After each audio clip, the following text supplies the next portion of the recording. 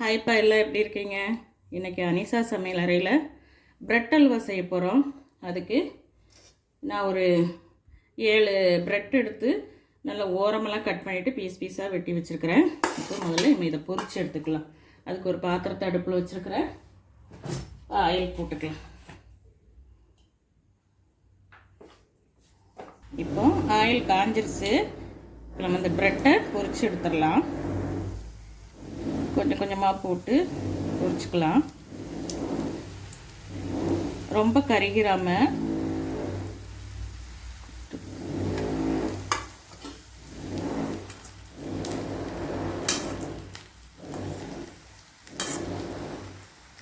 இந்த அளவு பொரிச்சா போதும். இப்போ நம்ம இதை எடுத்து வச்சுக்கலாம்.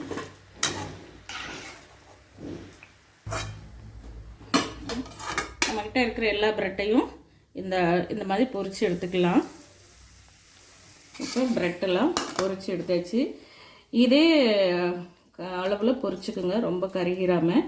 இப்போ அடுத்து ஒரு பாத்திரம் வச்சுருக்கிறேன். அடுப்பில் கொஞ்சம் நெய் விட்டு இந்த முந்திரி பூசணி விதையெல்லாம் வறுத்து எடுத்துக்கலாம்.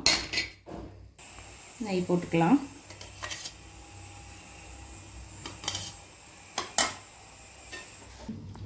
இந்த நெய் நான் வீட்டிலையே உருக்கின நெய். இந்த நெய் உருக்கிற வீடியோ பார்க்கணுன்னா கீழே பின் பண்ணியிருக்கேன், அதில் போய் பார்த்துக்கோங்க. இப்போ இந்த முந்திரி பருப்பும் இந்த பூசணி பருப்பும் நெய்யில் போட்டாச்சு.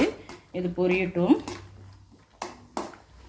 பருப்பு நல்லா செவந்துருச்சு. இதை எடுத்துக்கலாம்.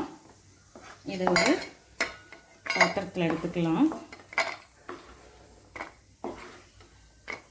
பொரிச்சு எடுத்தாச்சு. இப்போ இந்த நெய்யோடைய நான் ஒரு 1/2 லிட்டரு மாட்டுப்பால் காய்ச்சி வச்சுருக்கிறேன். அதை இதில் சேர்த்துக்கலாம். இந்த பால் சூடாகவே இருக்குது.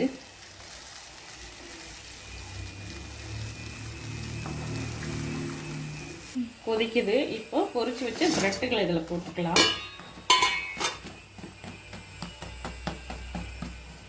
அடுப்பு கொஞ்சம் மீடியமாக வச்சுக்கோங்க.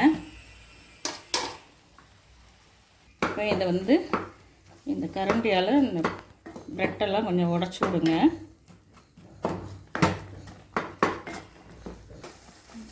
இப்போ லேசாக ஃபுட் கலரு, உங்களுக்கு டார்க்காக வேணுன்னா டார்க்காக போட்டுக்குங்க, லைட்டாக வேணுன்னா கொஞ்சமாக போட்டுக்குங்க.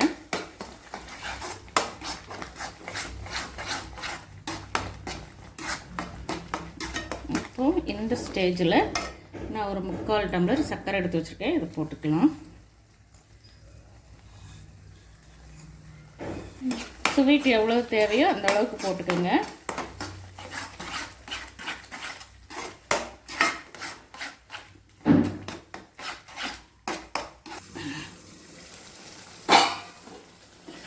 இந்த மாதிரி திரண்டு வந்துருச்சு. இன்னும் கொஞ்சம் திரண்டு வரணும்.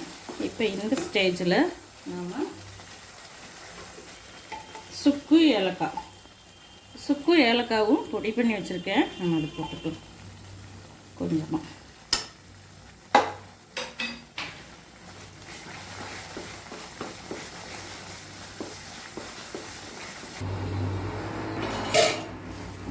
இந்த மாதிரி திரண்டு வந்துருச்சு.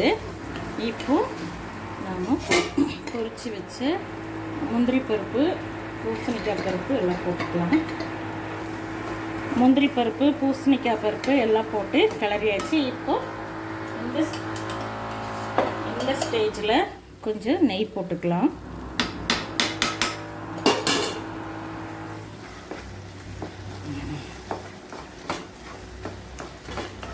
இது ஒரு 5 நிமிஷம் அப்படியே சுருண்டு வரட்டும். இப்போ அடுப்பணலை ஹை ஃப்ளேமில் வச்சுக்கோங்க. அவ்வளோதான்ப்பா. இதோட அடுப்பணலை சுத்தமாக ஆஃப் பண்ணிடலாம். பார்த்திங்களா, நெய்யெல்லாம் பிரிஞ்சு வந்துருச்சு. நல்லா மணக்க சூடான பிரெட் அல்வா ரெடி ஆயிடுச்சு. இப்போது நம்ம இதை சர்வ் பண்ணிடலாம். சூப்பராக பிரெட் அல்வா ரெடி ஆயிடுச்சு. மணக்க வாவ், செம்ம வாசனையாக இருக்குது.